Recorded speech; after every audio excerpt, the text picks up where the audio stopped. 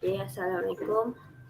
Hari ini saya akan membincangkan aktiviti 12.4 iaitu impak peristiwa kemalangan nuklear dan perang Vietnam terhadap tumbuhan, haiwan dan manusia.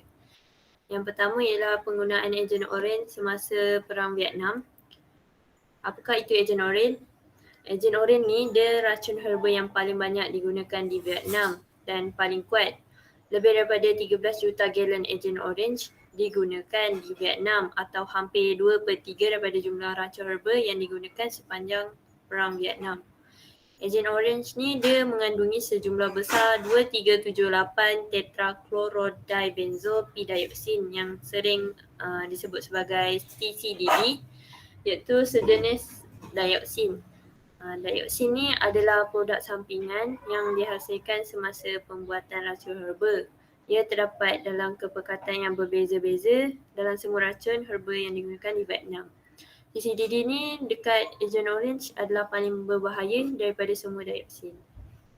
Kesan perang Vietnam terhadap manusia ialah dioksin ini mengakibatkan pelbagai penyakit seperti ruam dan kesengsaraan pada kulit. Kanak-kanak juga mengalami kecacatan dari lahir. Masyarakat mengalami bara.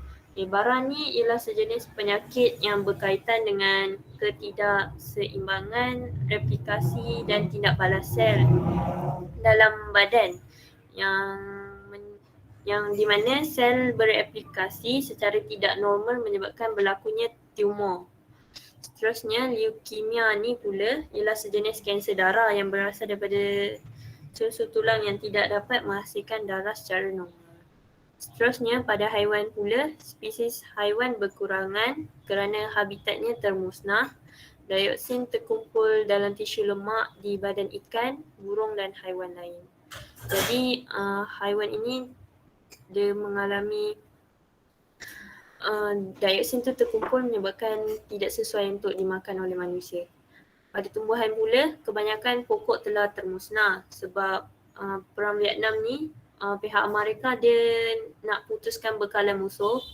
Jadi pihak Amerika ni dia sembur Ejen Oranye untuk elakkan daripada penduduk tempatan menyalurkan makanan pada pihak musuh.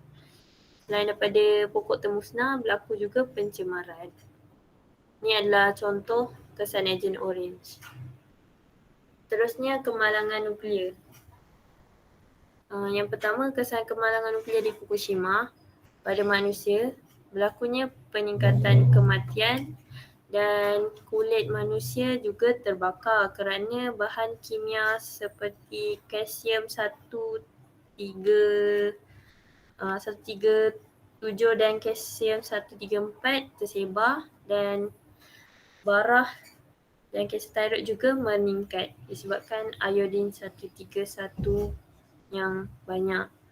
Seterusnya, pada haiwan pula kebanyakannya mati dan berlaku mutasi kepada haiwan seperti kebanyakannya mutasi ini berlaku pada serangga.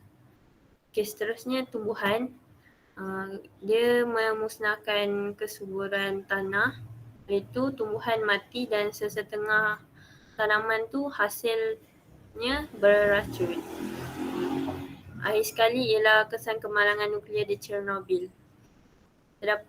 Pada manusia terdapat dua penyakit, iaitu penyakit jangka pendek dan penyakit jangka panjang. Penyakit jangka pendek seperti mual, muntah dan sakit kepala. Penyakit jangka panjang pula ialah kanser. Seterusnya ialah haiwan. Berlakunya haiwan mengalami otak mengecil. Ia juga mengakibatkan albino, iaitu sejenis yang keputihan kepada kekurangan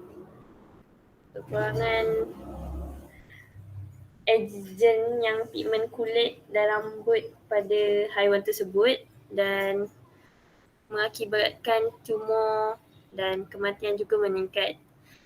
Pada tumbuhan, hutan menjadi merah dan pokok kebanyakannya mati. Ini adalah kesan mutasi daripada kesan nuklear. Itu saja. Sekian, terima kasih.